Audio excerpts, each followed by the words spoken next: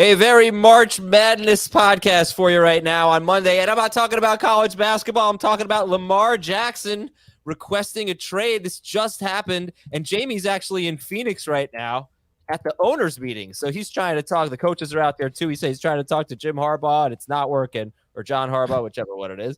It's not working. And of course, Dave told him, ask him about Isaiah Likely. So that's our group text right now. Anyway, welcome to the show. It is Monday early. It's 11 o'clock. And we're reacting to the big news. I'm Adam Azer with Heath Cummings. And Dan. Monday morning is what this is. I'm rusty, man. I was really sick last week. I'm very sorry. I'm completely wrapped up in you get a lot of little sicknesses, Adam. The Miami Hurricanes. And then now Lamar Jackson is rocking our world. So we'll talk about that. Also, Heath gets to react to all the stuff he missed from last week. So that would be Devin Singletary and Damien Harris and Elijah Moore. And I have got 3 earth-shattering, pot-stirring fantasy statements I'm going to make, and I want to get your reaction. You heard Dan Schneier as well. Good morning, Dan. Good morning, Adam. Good to see you here. Good to see you all cheery today with Miami making this Final Four run. It was pretty impressive, so I was rooting for you guys. Thank you. I appreciate it. South Florida basketball represent. Heath's got some FAU ties. He lives in Boca. I know you're excited for Saturday to watch some South Florida hoops. Yeah, I mean, that was, seriously, for the weekend, probably the greatest free throw shooting performance I've ever seen from a team. 16 of 19 on Friday, and they made like 35 in the second half yesterday to advance. That was the Canes can make their free throws. Yes, they can. It was pretty crazy. That won them the game. All right, was that like a little? Were you doing something there, Heath? Like trying to say, like, Miami got a lot of calls and they won because they got. I was tweeting about it last night. Like, if you look. The way we evaluate shooters in the NBA, if you're a 50, 40, 90 guy, 50% field goal, 40% three, 90% from the free throw line, you are an elite shooter in the NBA. For the weekend, Miami went 55, 39, 86. Like, wow. It was one of the best shooting weekends from a college basketball team, especially when you consider that Houston had arguably the best defense in the country. Right. Yeah. Look at Heath. Look at Heath. I love it. Heath's a college basketball savant. Fan. Screw Ken Pom. We got Heath. Oh, Ken Pom has Miami at 23 right now. Ken Pom hates Miami. All right, anyway, Ken Pom hated Miami. Let's get into fantasy football here, guys. So Lamar Jackson has requested a trade. Heath, if you have Lamar Jackson on a dynasty roster right now, how you feeling about this? Very, very nervous because I don't really find it likely that the Ravens are going to agree to his demand. This feels a little bit like the Michael Scott, I declare bankruptcy. I don't think Lamar Jackson's going to have his request honored, and so we're going to get into August or September, and it's going to become is he playing? I declare bankruptcy. That is so funny. Also funnier than anything that's happened on Parks and Rec, and Dan thinks Parks and Rec's better than The Office.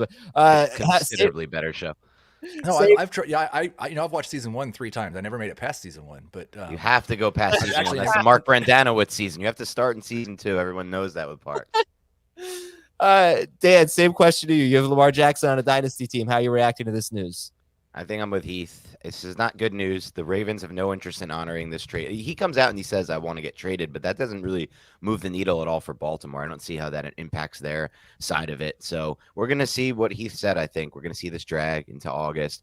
But then that's kind of the time where I might be interested in buying on Lamar Jackson in Dynasty because his value, I think, will drop, but it won't really be related to anything other than Baltimore not honoring his request, the trade going nowhere.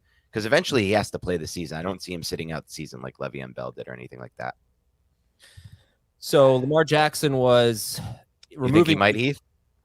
Oh, I don't know that he's going to. I mean, first off, I don't think that the situation's that great for him right now. They won't. They will not add a wide receiver. They just don't care. Yeah. Nelson Aguilar. Exactly. Thank you for making my point. Willie Snead, Deshaun Jackson, Demarcus Robinson. But Rashad Bateman, Marquise Brown, like they have invested in wide receiver. They have. Yeah, a little bit. A little bit. Yeah, and he was. I mean, when he had Marquise Brown, he was really good. When he had I wouldn't call that much of an investment. Really like looking around the league, can you think of a team that's invested less than that at the wide receiver position? Really, New York Football Giants. Besides the Giants, are a great example. mean, they tried with Galladay, and they did try a little bit. They tried with Tony, Galladay, Wandell in round 2. So there's not many of those mid-round picks for the Ravens to really kind of reboost that wide receiver core. I don't know if I still have these stats, but no team has gotten less production from wide receivers over the last, I think, 4 years than the Baltimore Ravens.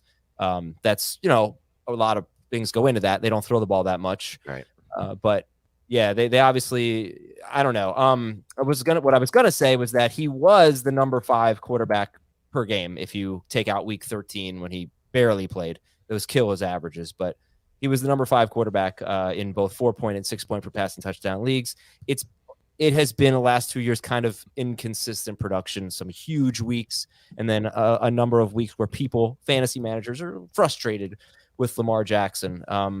But Dan, I think you had some reservations about him to begin with, just with a new system, and this doesn't help. If you're trying to learn a new system, this is not a good thing.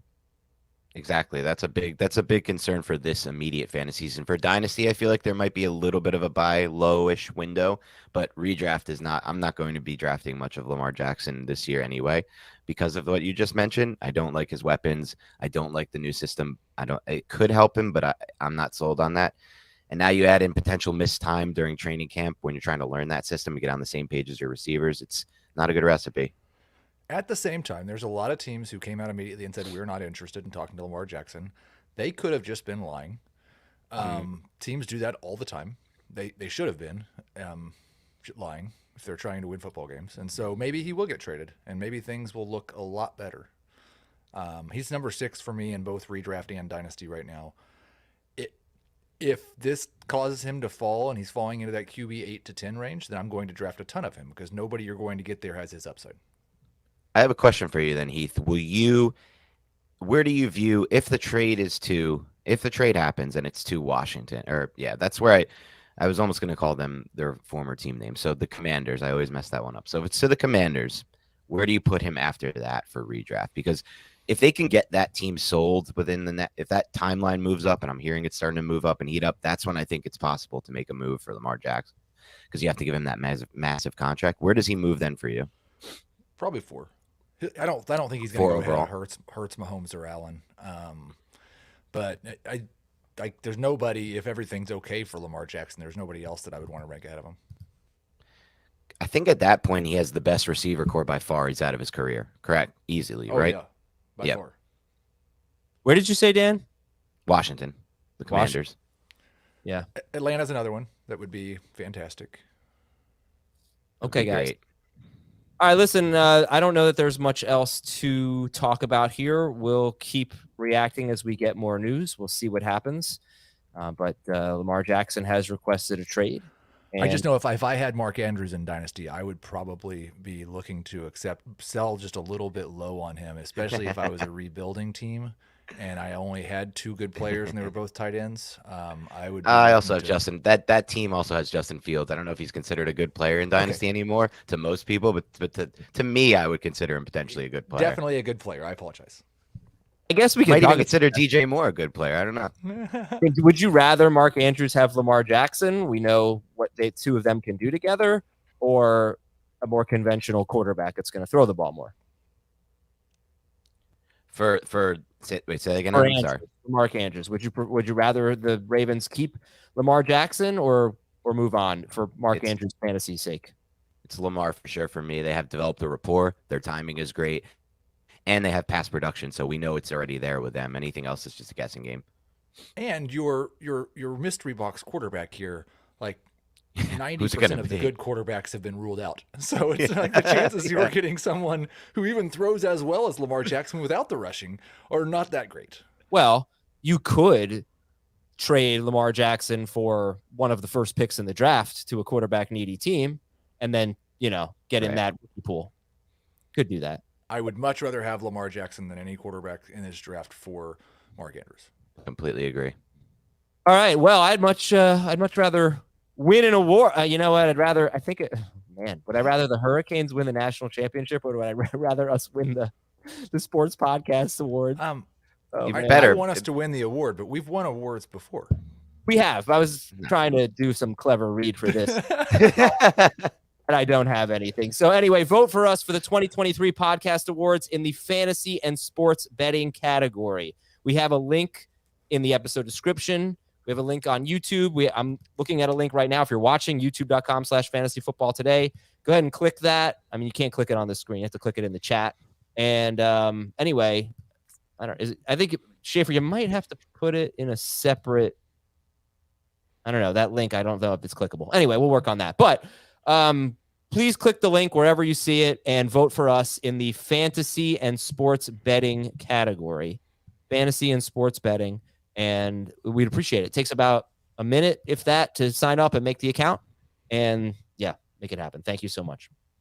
Also, voting ends April 6th, by the way. So we're getting a little, we're running out of time. We've got a Fantasy Football Today Dynasty podcast, Heath. I think it should be called Dynasty Fantasy Football Today. But I don't know for sure. But yes, we do have a Fantasy Football Dynasty podcast. I am so excited. I don't have to ask Adam to talk about Dynasty anymore. I get to talk about Dynasty without him, which will be with Dan for sure, coming up soon. We are launching it tomorrow. Dave Richard will be there. Mystery guest will be there. And we're going to have a lot of fun. That is so cool. All right. So it's fantasy. Right now it's called FFT Dynasty. Yeah. It's hosted by Heath and begins tomorrow. And make sure you check it out. And I cannot wait for that. That's great. And for those who don't know, one more shameless plug pitch. During the offseason, Heath has a Dynasty Central, which you can find on cbssports.com/fantasy. Or if you type that into Google, you'll find it just by searching those words. And you can find everything we do on Dynasty on the site, which includes, which is why I'm doing the shameless plug now, some draft profiles, which myself and Dave Richard are working on tirelessly until the draft. So basically any fantasy relevant player in your first 1 through 4 rounds of that draft, we're hoping to hit. So we're going to have a profile, strengths, weaknesses we try to watch about 6 games of film on these players, also fantasy football fits, dynasty outlook, things like that, 40 time metrics, combine metrics. So check it out on the site. Also, we will be talking about all those players in the month of April with Dan, with Dave, with special guests, breaking down all the prospects leading up to the draft. Very cool. All right, let's get Heath's reactions to last week's news items. So first one, Devin Singletary to Houston. Go, Heath. Bad news for Damien Pierce. Not crushing news for Damien Pierce, but I don't think he's going to have a 70% rush share on the Texans anymore. Obviously, this coaching staff comes from San Francisco, where before Christian McCaffrey, there was a lot of mixing and matching at the running back position. I would expect there will be more mixing and matching than there was in Houston last year. We talked last week about Damien Pierce being a top 10, top 12, top 15 running back in redraft. I think he's closer to RB20 now, and that will be dependent on how off-season rehab goes for some of these guys that are coming off of injuries and what happens with landing spots in the draft. But low-end RB2 for Damien Pierce. Now, Singletary for me is really not much more than a handcuff. Okay, in the draft that we did a week ago, Damien Pierce went to Dave 49th overall, first pick of round 5, and he went 1 pick after David Montgomery. So the running backs, he went after Najee Harris, who made it pretty late, mid-round 4.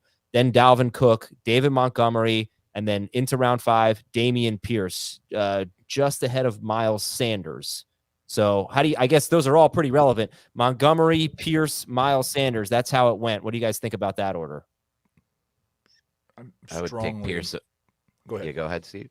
I was saying Pierce would be dead last on that list for me of those 3. I don't know who Steve is, but Miles Sanders easily. I didn't call him Steve. Miles Sanders easily at the top of the list. He might be a top 12 running back for me if nothing else changes by the time we get to September. Wow. And then Pierce just slightly ahead of David Montgomery. Both of them right there with Najee Harris. So I agree with that. Okay. I never called you Steve. I never called you Keith. Sometimes when you're talking fast on a podcast and words are blurring together, you can try to, you're trying to cut it off, a word here, a word there, and things sound different. But I like to think I know your name. And then one day I'll be on a podcast and someone will tell me your name's not actually Heath. And then we're going to do a whole thing about that. And it still hasn't been confirmed by you. So that remains a rumor that I don't know to be true or untrue. We're good, Kim. Okay. Devin Singletary, by the way, went in round 9. He went just ahead of Damien Harris. So let's go to our next news item. Heath, Damien Harris to the Bills. Yeah, I think this is probably a bigger deal than Devin Singletary to the Texans. This goes with a report that we got, not a report, a quote we got from Sean McDermott over the weekend that he would like for Josh Allen to start taking fewer hits, which we thought might happen last year. And then Josh Allen averaged more rush attempts per game than he ever had in his career last year. I would say we should expect some regression from Allen, particularly in the red zone. That's where he takes a lot of those hits. I would say this limits the upside of James Cook, who I would still strongly prefer over Damien Harris, but Cook is behind that Montgomery, Damian Pierce range for sure, closer to RB30 as a high-end flex. Damien Harris slightly ahead of Devin Singletary as a kind of a backup, and yeah, that's it. I thought I listened to most of Thursday's podcast, which was Dave, Jamie, and Jake, our intern. I did not hear all of it. So, Thomas, you can let me know if I'm repeating information here, but look at the guys who went at round 7 or later at running back. This really jumped out to me. I don't know if this is going to happen, but as of right now, round 7 running backs were Alvin Kamara, DeAndre Swift, Jamal Williams. I don't know that I would have done that, but Khalil Herbert, James Cook, and Brian Robinson. Kamara, Swift, Jamal Williams, Khalil Herbert, James Cook, and Brian Robinson. Many of them affected by free agency or some change teams. Rashad Penny was the first pick of round 8. James Conner, who was an every down back for the second half of the season and a must-start guy for Arizona, and he's still there.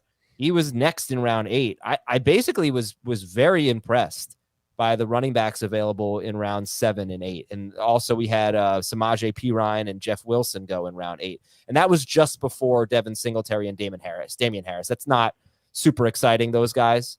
But I thought the running backs in round 7 and 8, Kamara, Swift, Jamal Williams, Khalil Herbert, James Cook, Brian Robinson, Rashad Penny, James Conner, Samaje Perine, Jeff Wilson. Dan, to me as a group, I think really exciting given where you're getting them in the draft.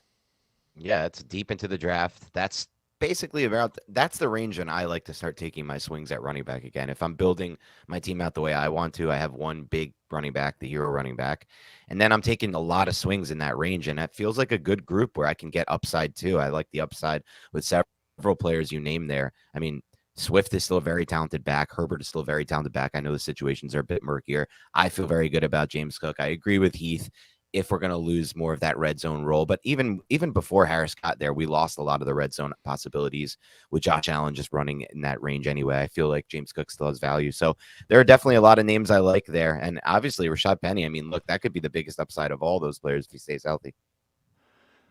Such an interesting group and a wide range of opinions that I have on these guys.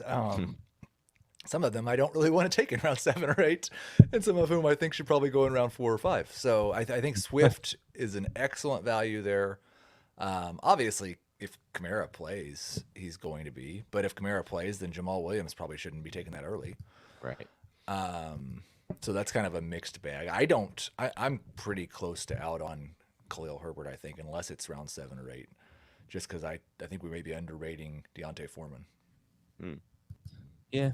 Maybe. Who are the guys that you would like to take round 4 or 5 there, Heath? Swift, okay, for sure. No, I'm not too. I think Cook's probably 5 or 6. You said I've got Samaje Perine right in that range. Or Kamara, Swift. You said Kamara's tough with the suspension. He can't even talk about him hardly. Yeah. All right, let's move on here. Last thing to react to was Elijah Moore being traded to Cleveland. Yeah, good for him. I'm glad he got away from the people who don't think he's very good. But I don't, again, this is another situation where Cleveland's passing game, I don't think they're going to stop throwing it to Njoku as much as they have. I don't really believe they're going to turn into a 600 pass attempt team. And I don't think Elijah Moore is as good as Amari Cooper. Elijah Moore is a double-digit round dart throw for me, kind of where Donovan Peoples-Jones was a week ago. The last 6 games of the season for Elijah Moore in his rookie year, 2021, he had 34 catches, 459 yards, and 5 touchdowns. He was on pace in those 6 games for 96 catches, 1,300 yards, and 14 touchdowns on 144 targets. He did that against, among other teams, Buffalo, Philadelphia, and Miami. Those 3 were all top 10 against wide receivers that year. 2 of them were top 3 against wide receivers. Every team he played was, except for Cincinnati, they were like they weren't good against receivers. Every single team he played was a solid opponent, so we got so excited because he faced tough competition in his last 6 games as a rookie, and he absolutely crushed it. And he did it with not so much Zach Wilson. He did it with like Mike White, I think, Joe Flacco. But still, there was a lot to be excited about. I think a lot of people, oh yeah, he was good his rookie year. No, his last 6 games, he was incredible. So, but also, it was not a good rookie year. No, I think you can say he was good his rookie year and mean that he was great for 6 weeks and really looked like he needed Corey Davis to not be healthy to be the team's number 1 wide receiver. Yeah, he still showed that. And you know what? You know who else showed that in a 6-game stretch as a rookie? Amon-Ra St. Brown. So I don't want to just completely dismiss it. Right. Yeah, Moore never really got the chance to follow up on it. That is why people were excited about him going into year 2.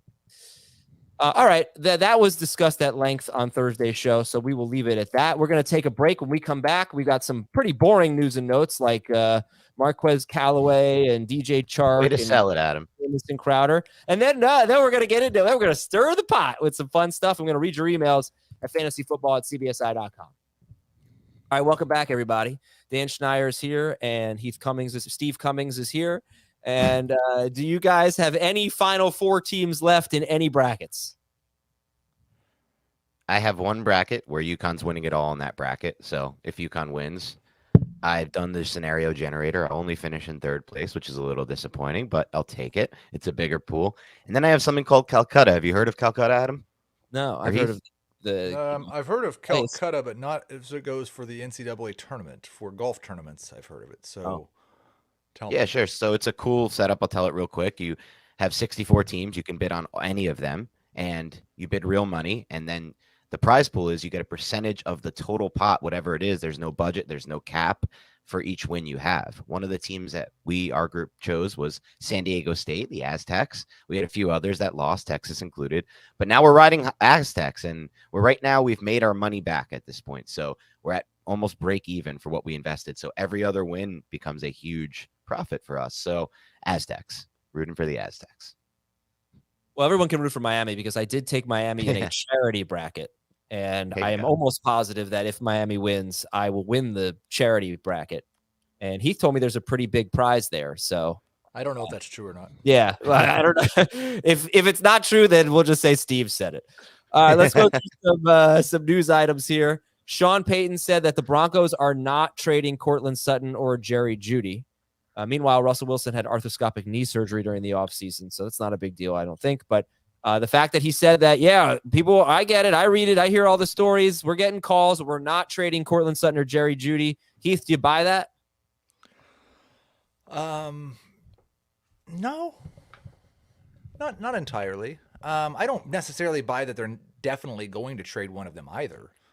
But this is not enough to make me think they're absolutely going to be on the team. It's a really messy situation. With what we've seen from Russell Wilson in his career and what we saw last year from Sean Payton coming in and just kind of starting over. And then you've got Tim Patrick coming back from injury, who apparently everyone in Denver loves, at least the people who speak without putting their name on it. So I don't know I'm not excited about any of these guys, really. Oh, interesting. Okay. Sean McDermott wants Josh Allen to take fewer hits in 2023, as Heath mentioned earlier. Is that going to affect anyone's fantasy ranking of Josh Allen? Not mine. No. I mean, look. Yeah, go ahead. I do think his rushing production is a lot more important to his fantasy production than maybe people let on. I just don't really believe that Sean McDermott's going to be able to get inside Josh Allen's brain and change what he does. Yeah. I feel the same way. I feel like if you look at his touchdowns, there are a few, especially going back to when Brian Dable was running that offense, there definitely are a few plays where you see quarterback power and design runs in the red zone, but a lot of what he did in the red zone was on undesigned plays, on scrambles, and that's what he's referencing, and I'm with Heath on that. I don't think that's going to change. If he sees it, he's going to take it. Kirk Cousins offered to take less than Daniel Jones, according to the Minnesota Star Tribune, and yet they could not work out a contract extension, so... we're going to talk about that in a little bit when I stir the pot with a spicy dynasty take, which is not spicy at all and just common sense. The Eagles signed right tackle Lane Johnson to a 1-year deal, an extension worth over $30 million. So he'll be playing another year for the Eagles.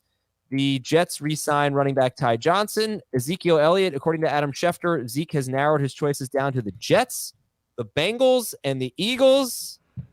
Ooh. Thanks, I hate it. I don't want him to go to the Jets. No. The Eagles would be fine because then I could just not draft any Eagles and be like, oh, it's fine, you know? I think it's going to be the Bengals, and that would be an interesting one too, I think. Well, yeah, it is. Like, if they just... I can't imagine they think that they'd rather have Ezekiel Elliott than Joe Mixon right now. Dan Joe Mixon, or you said, wait, say that again? Price. No. But we've talked about how like they've already got dead money in Joe Mixon. I think they could just sign Zeke so cheap at this point that he's basically just like the P. Ryan replacement. Maybe. Yeah. They don't do the same thing. I know he's not much of a passing game option anymore, Zeke, but just like a cheap Bengals type move. I don't know. It's just I've seen them make these types of moves in the past. Take a veteran for cheap. Let's see. The Broncos signed running back Tony Jones, used to play for Sean Payton with the Saints. The Raiders signed Austin Hooper to a 1-year deal. Anyone care? Not really. He's a top 24 tight end. Yeah. So I think I am too. No? Okay.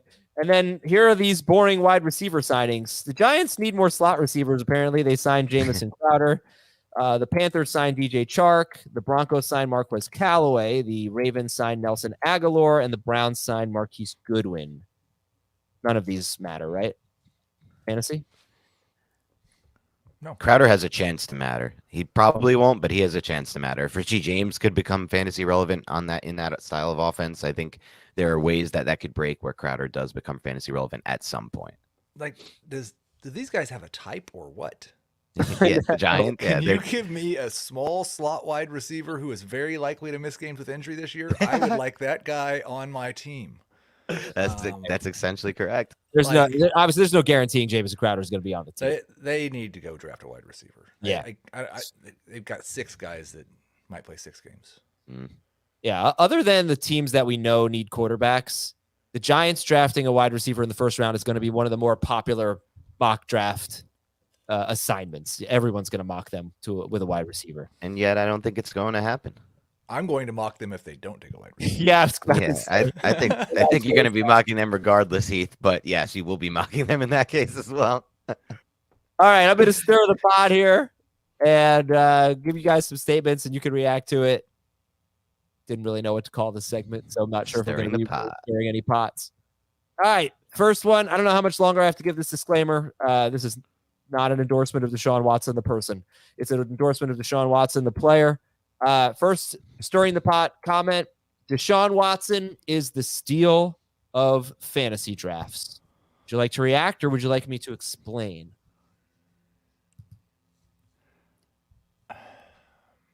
Where is he being drafted? Somewhere around QB 10. You know, I was looking at Fantasy Pros rankings right now. I know where he goes in our drafts. I'll tell you. I think he goes even after that. He went in round 10. He went just before Aaron Rodgers. He went after Dak Prescott. But he goes so much later than guys like Justin Herbert, who went in round 5. Justin Fields, round 5. Lamar Jackson, round 6. Let's see. Trevor Lawrence, round 6. And then round 10. And there were probably some quarterbacks in between that. But round 10, Deshaun Watson, I think he's the steal of fantasy drafts. I would prefer you explain first because I don't want to steal your thunder, Adam, because I know going into this August, me and you are going to have a lot of battles for this Browns offense because I'm completely in line with you on Deshaun and this entire offense. Well, the passing game, at least. So I'll let you explain your side first. And I think maybe it's really easy. I don't care about what happened last year. I think he understandably was bad after not playing for almost 2 seasons.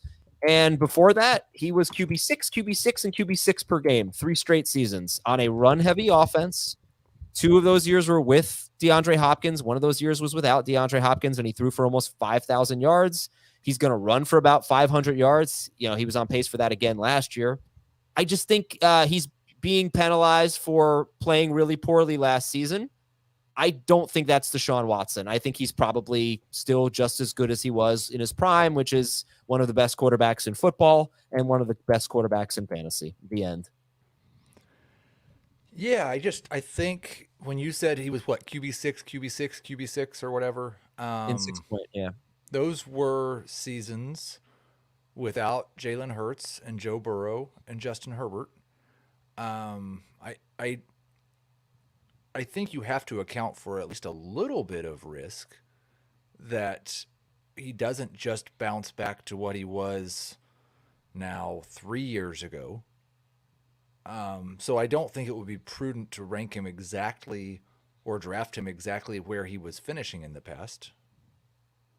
I don't have much reason to hope that he's going to be better than he was in Houston. You said it was a run-heavy offense in Houston, but there have been few play callers more run-heavy than Kevin Stefanski in the NFL. So I think if the upside's QB5 and the downside is the worst quarterback in the NFL, which is what we saw last year, I think that we should probably rank him somewhere around QB 10 or 12. So my case for loving Deshaun Watson, and I think Heath is right when you look at it from the 30,000-foot view. There's so much more risk than we're probably signing Adam and getting so excited about him. Why is Heath right about that? I think Heath is dead wrong about him. His downside being the worst quarterback in football. His downside is not what we fantasy. Saw no, his down QB 12 because he's going to run. You're saying his floor has to be a little lower. His floor is higher than what we saw from him last year. 100%. I think so too. I believe that wholeheartedly. Yes. But I think one thing that I'm focusing on here, which is why I'm very excited about him, is I think we will see a lot, and this is not going to be baked in the projections. It's going to be a little bit of guesswork, but I think we're going to see a completely different style of offense with the Browns moving forward.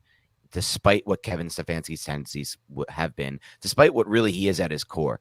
Everything I've read behind the scenes there is ever since new management took over, they were very analytics driven and analytics heavy. And they believe that to win in the NFL, you have to throw the football X amount of times every game, X amount of times over the course of a year. And I think we're finally, and we've seen that bear out in all the moves they made. This massive deal for Deshaun Watson, then trading for Eli Moore, re-signing David Njoku, trading for Amari Cooper. And we're going to continue to see that moving forward. And you saw it even on their defense where they didn't sign any interior defensive linemen last year and they're the worst run defense in the NFL. They don't really believe in running the football and stopping the run. It makes no sense right now because that's all we've seen them do under Stefanski. But I think we're going to see the change, and this is year to buy into it before it happens. Full offseason for Deshaun Watson to work with his – we were talking about Deshaun Jackson earlier. Full offseason for Watson to work with his receivers, get on the same rapport with Eli Moore. He's already built a rapport with Cooper. He has the same weapons coming back outside of Moore. Offensive line, not what it used to be, but it's transitioning to a pass-first offensive line, I think. And I'm with you, Adam. I think where we're getting the value here is that there's going to be a lot more volume than there was last year and than there was in Houston as well. So that's where I see the upside there with Watson.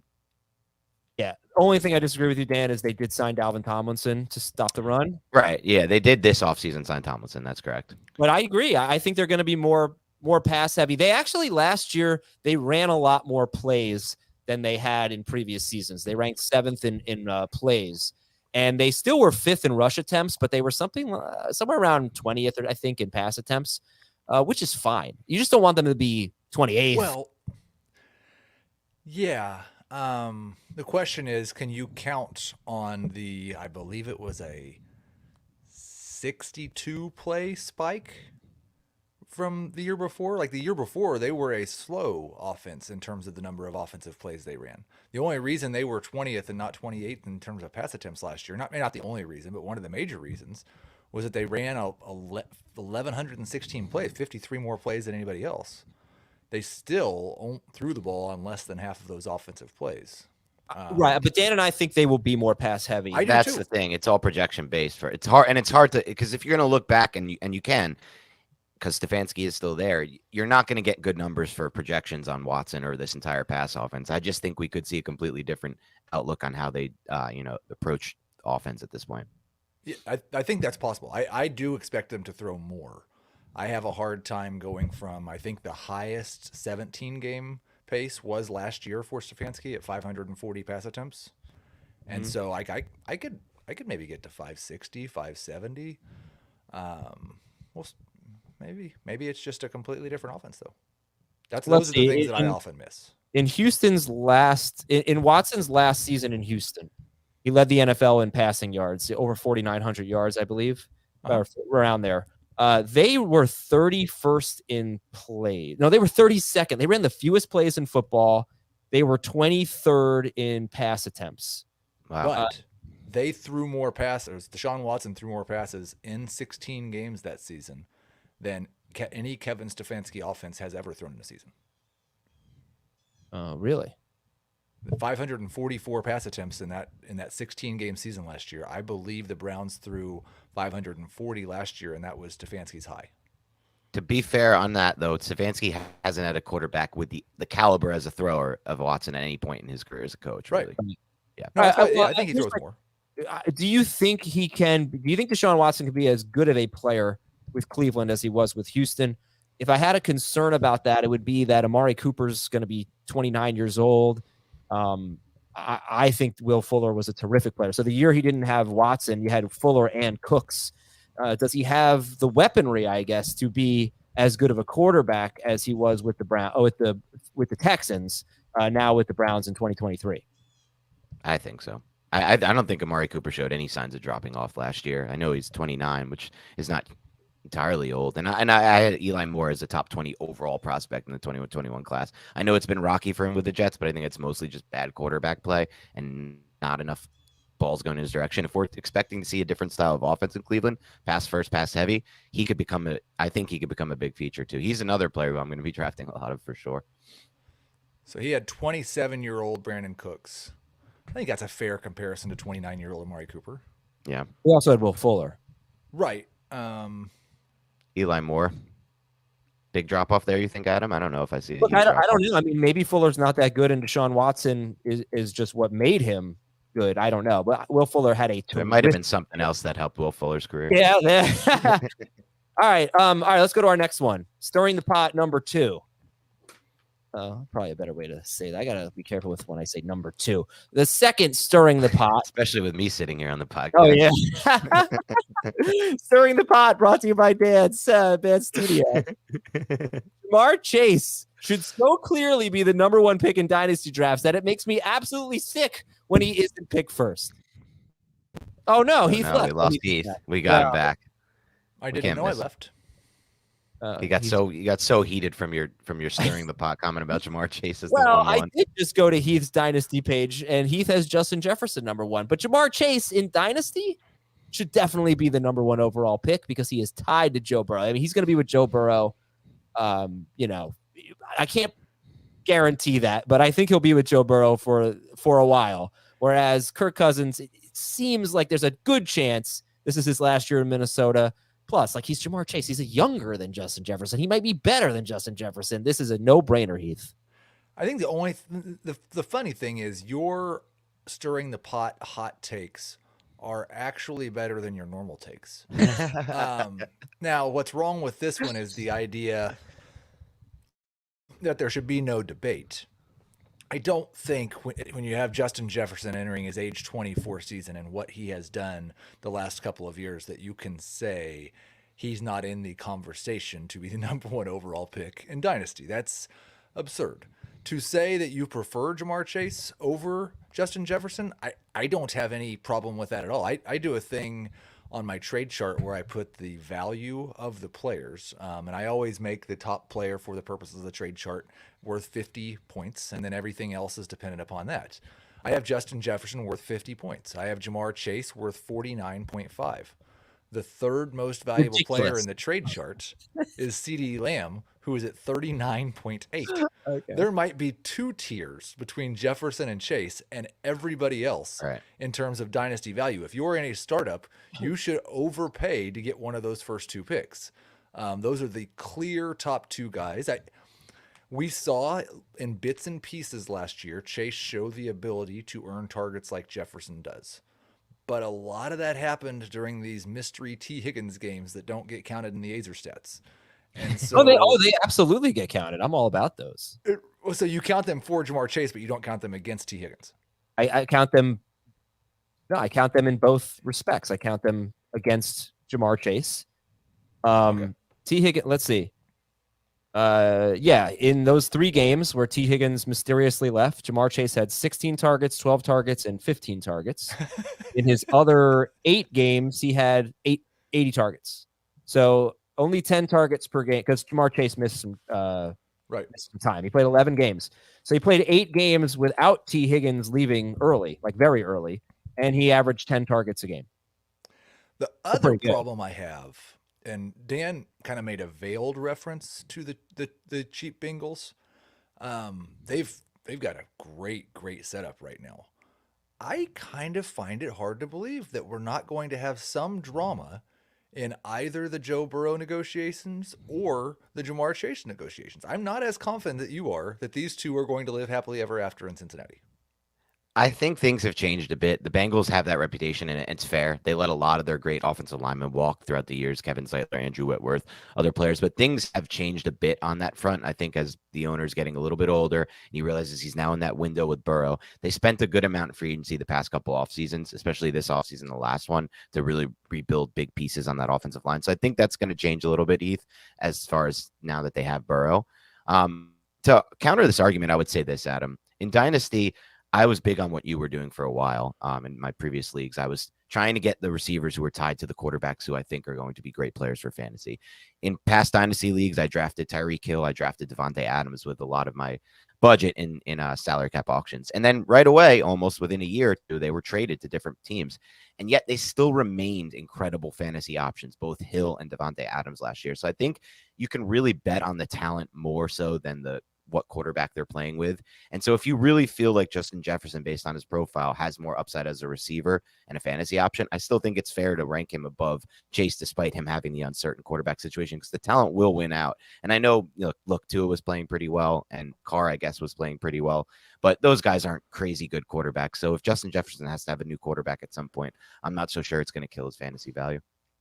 No, it's certainly not going to kill his fantasy value. A couple things to finish this topic out. First of all, Heath, don't ever question the integrity of the Azer stats. They are non-biased stats, okay? I just want to see them in listed out in a form. Okay. I agree. I think the whole team, we'd like to see them listed out at some point. Maybe start like a Google Word, a Google Sheet, or a Google Doc, and just start whenever it comes in mind, whenever you're just hanging out, just put them in there. I don't even know who the top 12 running backs in 2022 were. I don't either. But God, you're right. I should do that. I'm just being lazy. There's no excuse. I have to Azer stat the running back stats. Okay. The other thing I was going to say is, of course, there's room for debate, but if I allowed for any debate, then I wouldn't be stirring the pot. So I have to stay true to this segment.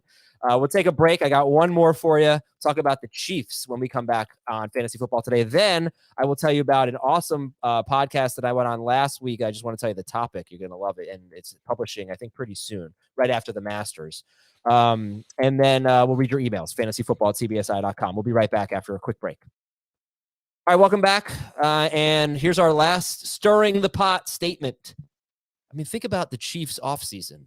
Juju gone. Hardman gone. Nobody's replaced them. So, stirring the pot, no wide receiver has more potential to rise in ADP than insert your favorite Chiefs wide receiver here. Heath?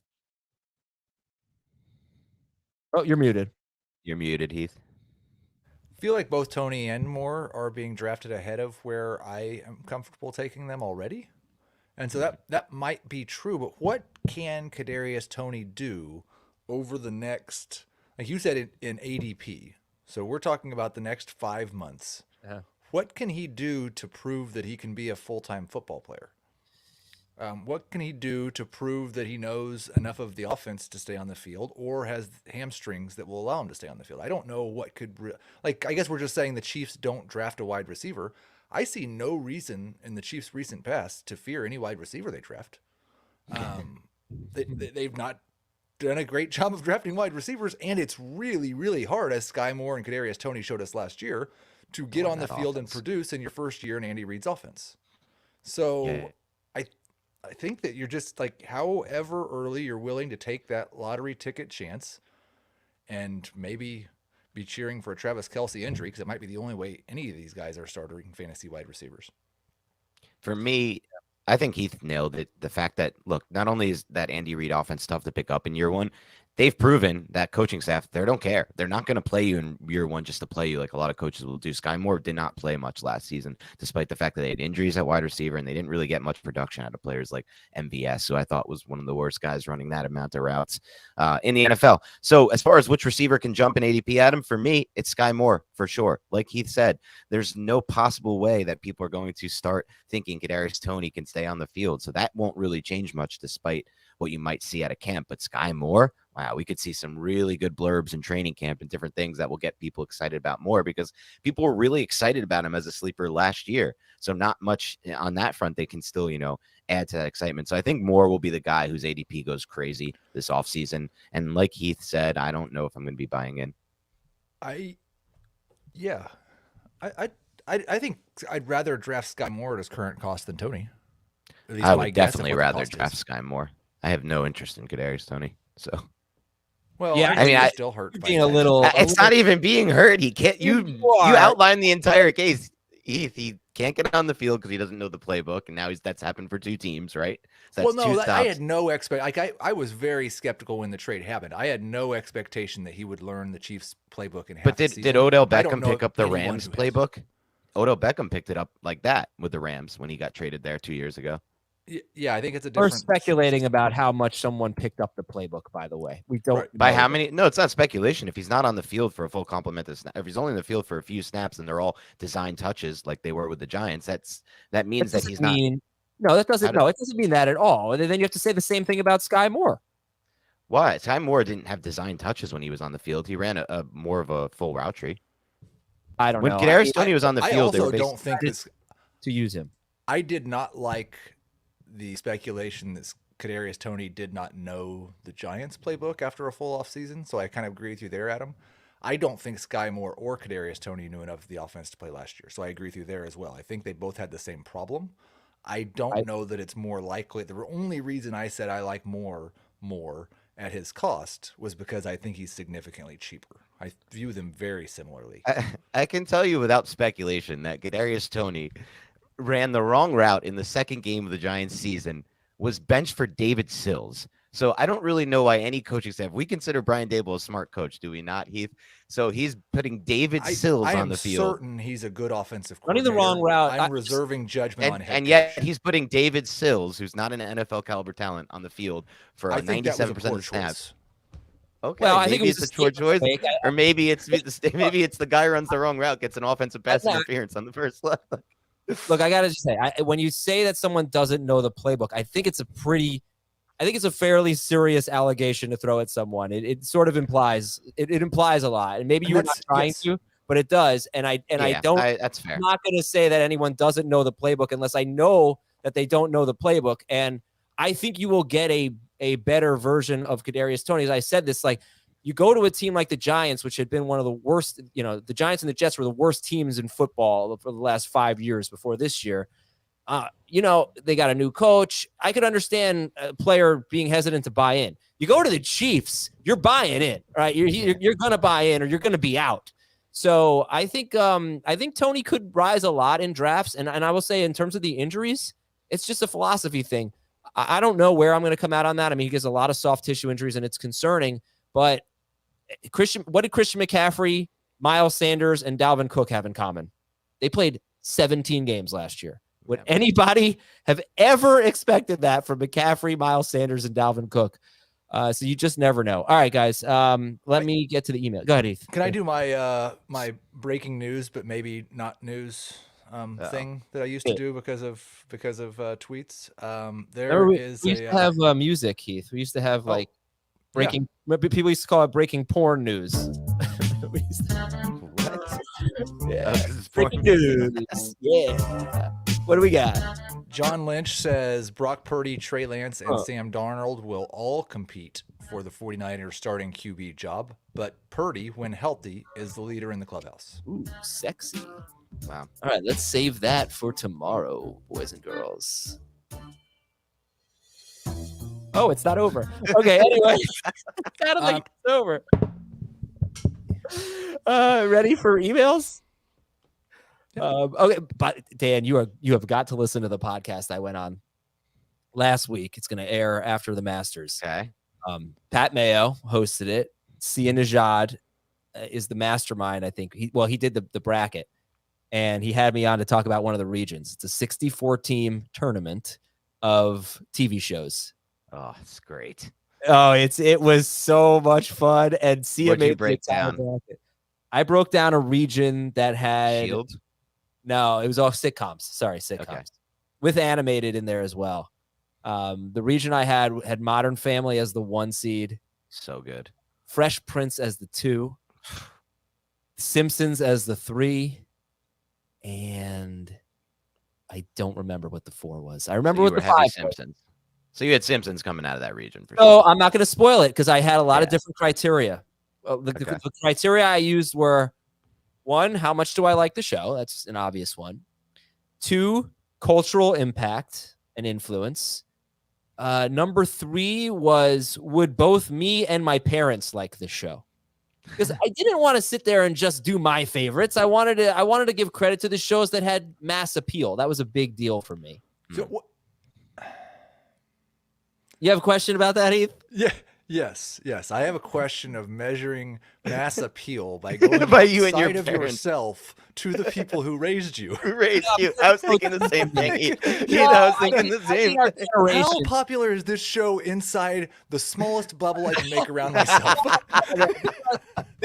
What I did was, comparing Simpsons, which I like better than Modern Family, but my parents would never watch that. And most people my parents' age wouldn't watch The Simpsons, whereas Modern Family, we could all sit down, watch it, and crack up. And I think you got to score some points in Modern Family's favor for that. Was that enough for Modern Family to win the region?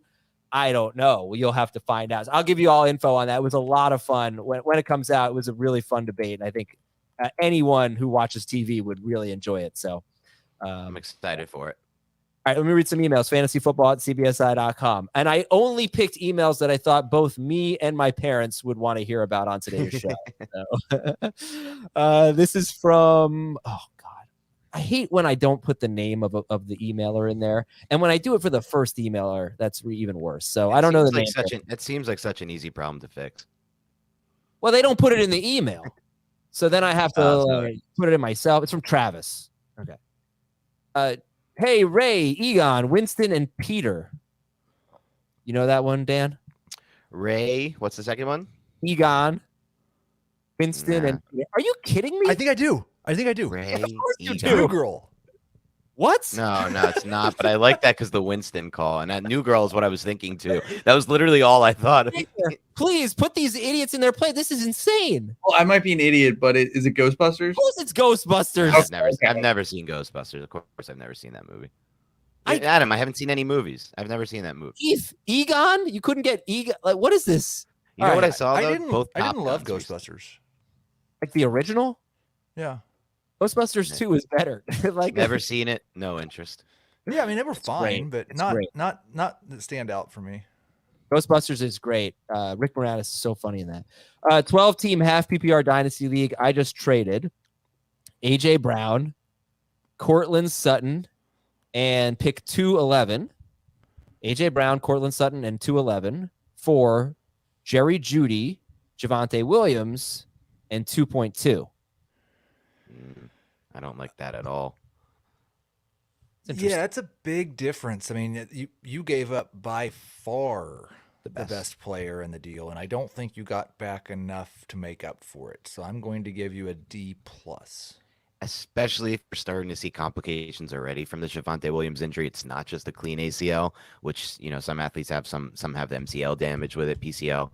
That scares me a lot with him as your big asset coming back, because I think he is the best asset that's returned in the trade over. I think he's a better asset probably than Jerry Jeudy.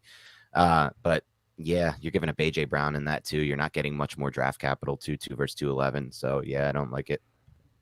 Yeah, I think it's probably not going to be a good trade. However, I'm not going to do it now. Show's gone long, but at some point, I mean, if you want some numbers about Jerry Jeudy to make you buy into a breakout, I can make a really good Jerry Jeudy breakout case to the point where he might be just as good as AJ Brown if everything goes right. But that'll be a topic for another show. From Trevor, from the oldest city in the U.S. Virginia? Somewhere in Virginia? Oh, that's a town. St. Augustine. Yes. What? 1565. St. Augustine? Really? You The were oldest thinking city? you were thinking about Jamestown. This is 2 years older than Jamestown. Interesting. St. Augustine, Just Florida. drove past the sign that proclaims it like 18 hours ago. That's cool. Good Cool. morning, Barry, Dion, Miles, and Emmanuel. All Sanders. Mm-hmm. This will be our first season that our 12-team PPR league will be doing keepers, and we agreed before the draft rules for keepers. Keep a player at the round you drafted them, or the round whomever traded them to you drafted them, and or keep the player you pick up off the waiver wire for your last round pick. All right, so those are the fantasy cops. Okay. Well, week 16 rolls around, and I have been eliminated from the playoffs, but I looked on the waiver wire, and I picked up Ridley, Breece Hall, Kyle Pitts, and Javonte Williams. Is it fair for me to use any of these as my keepers for next year as my last round pick? Some in the league are upset, but we agreed at the beginning of the season on the rules, and they were pinned to the message board. It's a big money buy-in, so Ooh. does that matter? Yeah, fantasy cops. Do you want to go first, Dan, or would you like me to? You can go, Heath. Okay. First off, you did a bad job not clarifying whether players picked up during the playoffs count for keeper purposes. And now you have to make that decision after one person has already gained an advantage, which is the worst time to be making a decision. So when you change to a keeper league, you must determine it. But what I will say is if you're allowing people in the playoffs to pick up players and keep them, then you must allow people not in the playoffs to pick up players and then keep them. My solution for my keeper league is players picked up in the playoffs cannot be kept. So that way there's no benefit to someone still in the playoffs, and you don't have guys not in the playoffs picking up players. So I think the best rule is after the regular season ends, nobody can pick up a player that they're going to keep.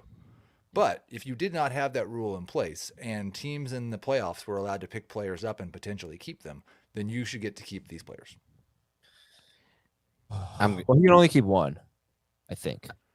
The only keep one helps a lot in this situation, but I'm going to come out and say, look, we all make mistakes in our lives. I'm a shining example of that in plenty of things that I do, but this is just a really poorly constructed keeper league. We're talking about a big buy-in as referenced in the email, and yet there's really wishy-washy, horrible keeper rules here. So for my league, we had a lot of issues with this, and we made it week 12. Why? We made it week 12. You guys are too mean to these people.